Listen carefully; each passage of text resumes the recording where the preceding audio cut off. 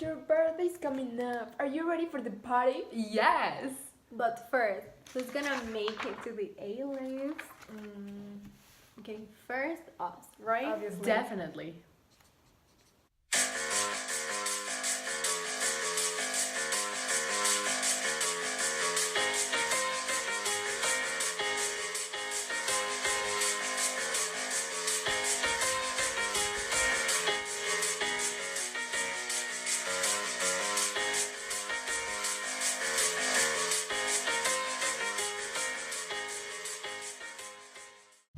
Okay, Sebastian.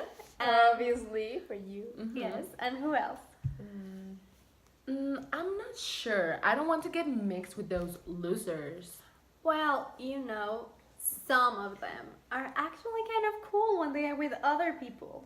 Yeah, she's right. Usually they behave like a completely different person. Well, in that case, I know exactly who's gonna make it to the list. Who? Who? Mixtures, Lesson 5. What is a multi-component system?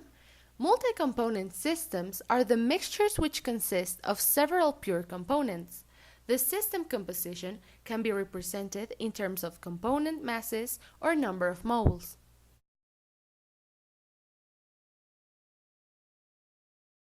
The Gibbs phase rule is a state postulate that refers to the entire system, and it is used to determine the number of independent intensive properties needed to constrain the properties in a given phase, also referred as degrees of freedom.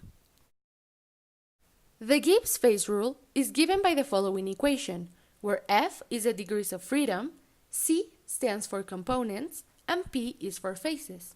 For example, imagine a pure system of boiling water, where we have both liquid and a vapor phase. We have two phases and one component, so the degrees of freedom gives us 1. This tells us that we only need one property to constrain the state of the phase. A partial molar property is a thermodynamic quantity which indicates how an extensive property of a solution or mixture varies with changes in the molar composition of the mixture at constant temperature, pressure, and the number of moles of all other species except the species of interest, I, are held constant.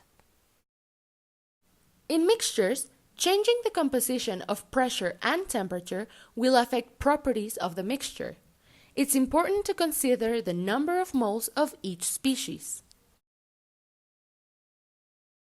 In mixing processes, pressure, volume, and temperature have absolute values. However, enthalpy, Gibbs free energy, and internal energy have no universal valid state for zero value. They need a reference state, and they only deal with changes. In multi-component systems, the degree symbol is a notation for the property in the reference state. For ideal mixtures, the Dalton's law states that when mixing different components, each species behaves as if it occupies the entire volume. The criteria for chemical equilibrium for a gas mixture is that the reference state in the vapor phase satisfies the following conditions. The reference pressure must be equal to the lowest pressure, as for the substance to behave as an ideal gas. The reference temperature must be the same as the temperature in the system, and the same goes with the number of moles of the species. For liquids, the reference state is the ideal solution where we know that there is no change of volume of both components when they are mixed together, and the same thing goes with the enthalpy. An ideal solution is a solution where all of the intermolecular interactions are essentially the same.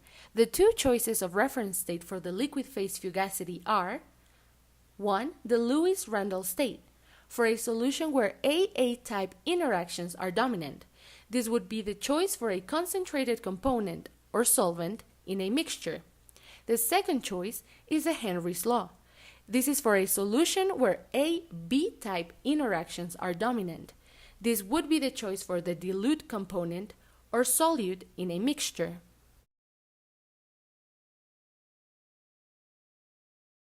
Raoult's law is a special case of the general vapor-liquid equilibrium expression.